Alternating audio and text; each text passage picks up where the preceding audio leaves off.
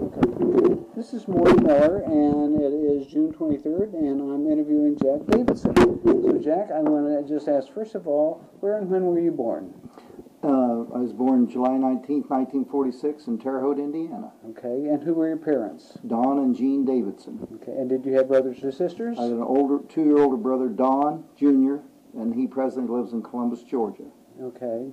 And tell about where you lived as you grew up. What was it like? We lived down on the Zion Road. My grandfather had a farm down there.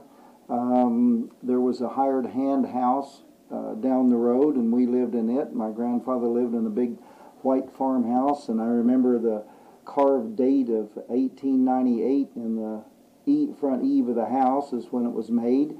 That house is now torn down, and Richard Lindley bought it, and he's deceased, and his son, I think Jim, may live there now, but there was a big hand-hewn barn across the road, and the road literally went between the farm house on the east side, and the barn was on the west. We lived on the west side down the road just 100 yards, and there was a shop in between. And then when I was 8 years old, my father got a job in Marshall, and we moved to town and thought, what a thrill. I could literally walk a block down the street and buy milk or ice cream or whatever I wanted. And it was Harlow's grocery store, and later on he built the Dog and Suds beside it. But this was quite a thrill back then, because there was a variety of small grocery stores in 1957 in Marshall and around Marshall. We were a block and a half from the South School, so it was kind of a neat deal. What else do you remember about the neighborhood and the neighbors that you had there? We lived on 5th and Vine, and they called the rougher part the more socio-economically deprived people. South of Marshall, they lived in Hollywood, so I always made a joke that we lived at Hollywood and Vine. And going north, you could look straight up Fifth Street out our picture window and look clear up to the Catholic Church and the tennis court that's not there now.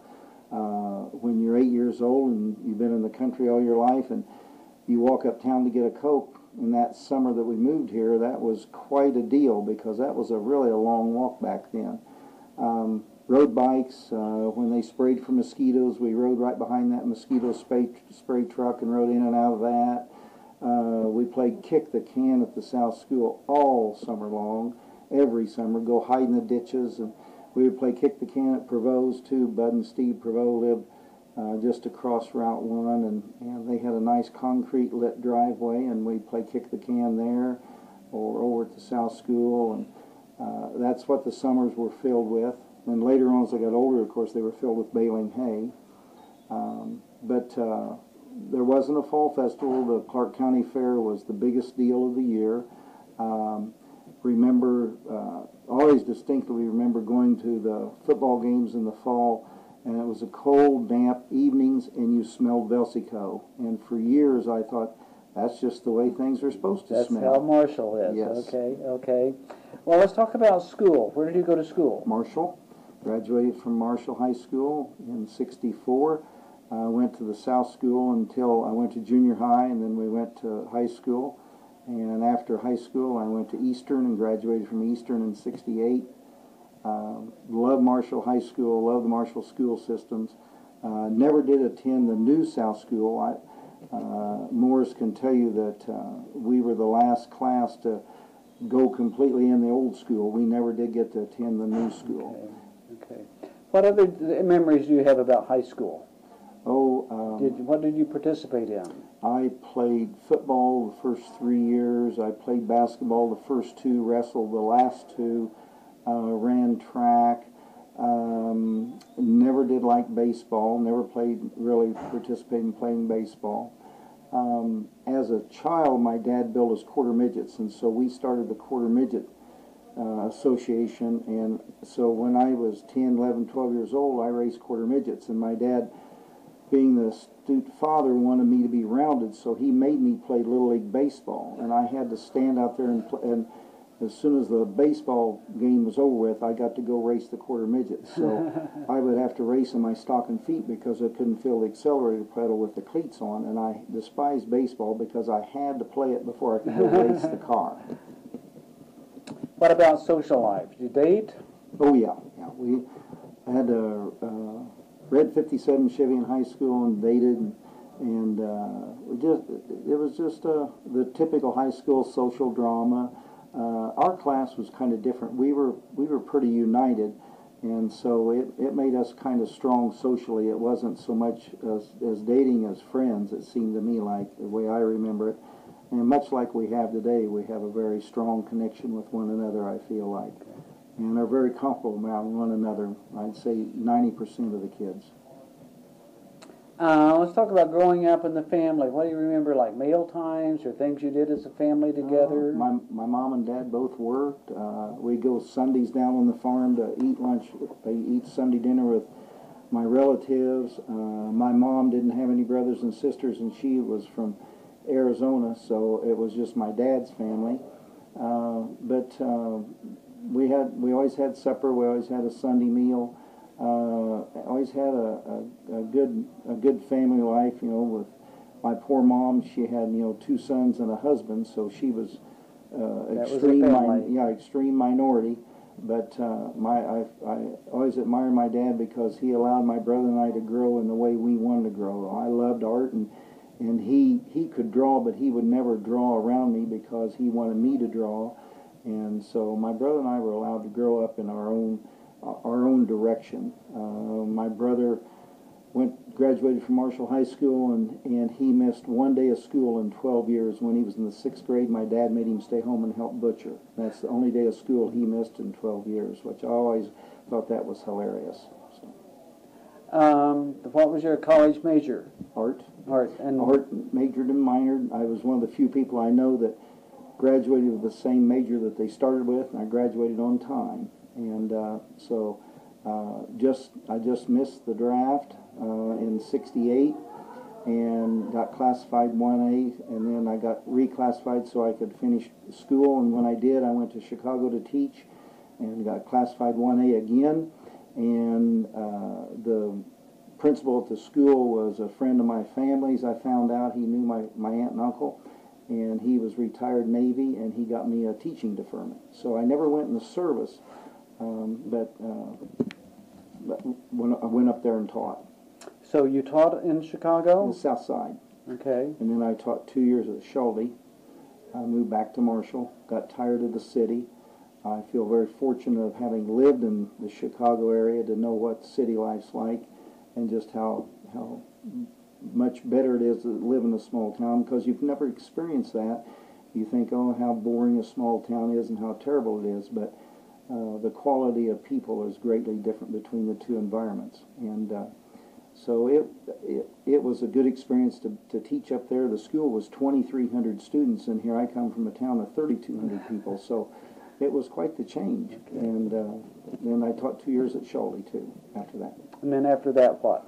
Oh, I went to work at the Chevy garage as a parts man and then a salesman, and then I got into the service station area and did that for about 13 years. And then from there I went to the Ford garage and started selling cars, and then progressed now in 2000, became the manager at this store, and I've done that. Okay.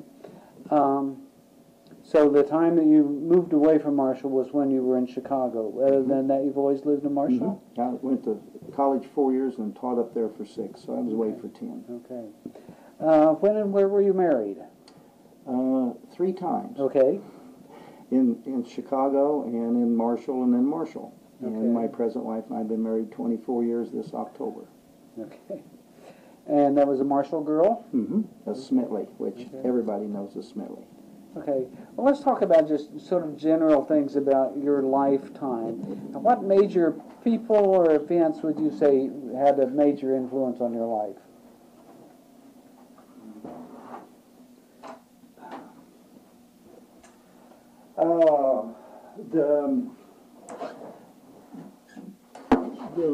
Well, I don't know major things. Some things that you kind of remember. One is the artistic thing. I was always allowed to do and develop whatever I came up with. And so I came up with airbrushing, and I did that, and my parents were very supportive of anything I wanted to do. I love cars, and if I wanted to work on cars, my dad very much accommodated me. For 4 months I worked in the restoration center at the Indianapolis Motor Speedway Museum. That was a kind of a highlight, being over there and seeing the behind the scenes part of that. I went to Loyola, did half of my graduate work at Loyola, and I really liked that because that was on the north side of Chicago. So to see different things and to experience different things was kind of the highlight. As far as motivation and direction, I really accredit my parents just being supportive and always being there. Good, good, good.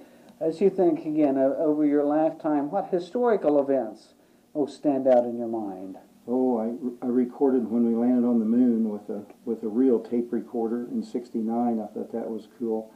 When I started teaching in Chicago in the fall of '68 was during the Democratic National Convention, and I went down there one time, and that was enough because I saw what all was going on, and I really wasn't interested in being in Cook County Jail, so I didn't go back to the city. We were in the suburbs. The 9/11, you just remember things of that. But those were a couple things that I really remember. Okay. As you think about devices, conveniences that we have now that maybe weren't around before, what do you remember about most conveniences that most affect your life? It's amazing how much the cell phone has crept into the society and just kind of taken over society. The computer as well, but you know, the computer started out real big, and that's gotten smaller and smaller, and of course everybody's using it, depending on it. But the cell phone is just, to me, the more fascinating aspect of it, because of in just a very short period of time how much capabilities it has. But then I go back and I look at the automotive field and how, if you take a cell phone in a car, they've almost progressed at the same rapid rate. And so the car's technologies is just something that's just totally amazing what they can do with the car now, and they couldn't do when I was in high school. Jack, I have one other question, and that is, if you were talking to somebody who wasn't from here, how would you describe Marshall, and how would you tell them why you live here? Marshall is a very clean, small Christian community. It's not too clean, and it's not too small. It's a little closed-minded. It's a little too Christian at times, meaning that you get some conflicts going there that really are unnecessary to society. But it's a really, really nice, pleasant town. And the only negative thing you can say about our community is that you can live here 25 years and still not be from Marshall. And I've had some of my friends that have taught here for 25 years, and they still don't feel like that they're from Marshall, because people the family roots run so deeply with the Smitleys, and you know, there's so many people. But you know, it's a great place to be from, and it's a great place to live in. Jack, thank you very much. This will be